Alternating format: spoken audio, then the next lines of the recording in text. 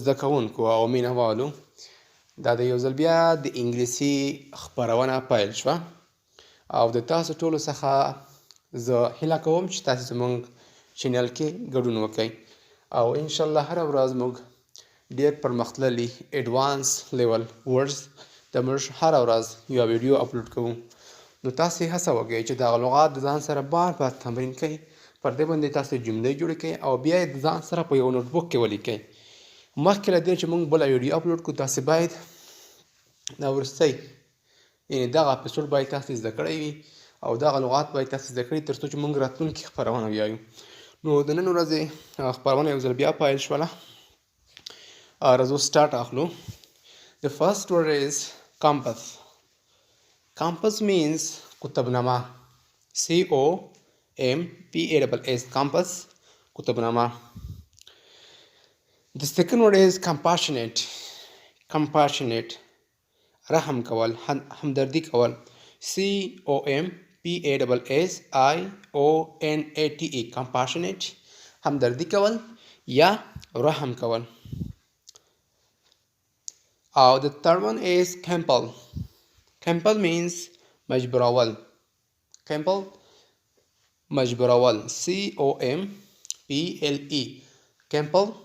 مجبورول صحیح ده the fourth one is compensate. Compensate means جبران ورکول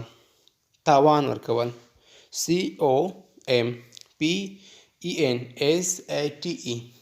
صحیح شو جبران ورکول یا تاوان ورکول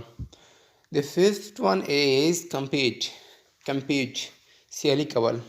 مسابقه کول رقابت کول صحیح ده compete C-O-M-P-E-T-E compete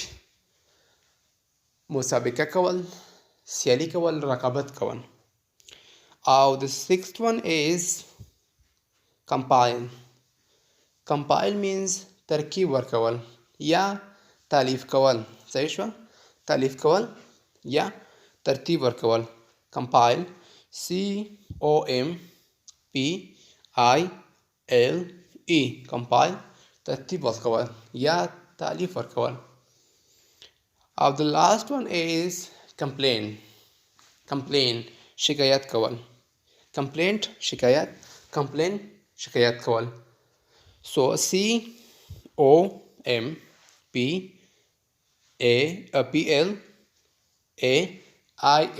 complain. Complain means شکایت کول صحیح شوله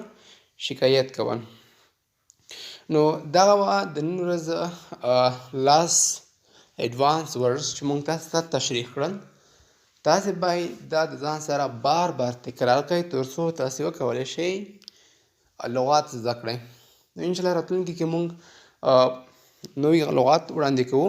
او له دې وروسته موږ انګلیسي کنورسیشن هم پیل کړی دی چې هغه زیات مهم دی په هغه کې ډېرې زیاتې ښایسته او ښکلې جملې دي څنګه کولی شئ تاسو د یو چا سره کنورسیشن وکړئ نو هغه هم د ځان سره بار بار تکرار کړئ او تاسې هڅه وکړئ چې زموږ په یوټیوب چینل کې ګډون وکړئ او د انګلیسي له زده کړې څخه برخمن شئ نو د ټول دوستان او ملګري دې خبر وي او خپل دوستان ملګري هم خبر کړئ او دغه لغات د ځان سره په یو نوټبوک کې ولیکئ انشاءالله تر څو چې موږ بیا له خپرونه ته راځو بیا راځو بل اپیسوډ ویډیو اپلوډ کوو بیا به انشاءالله تاسو ورڅخه برخمن کیږئ زموږ یوټیوب کې ګډون وکړئ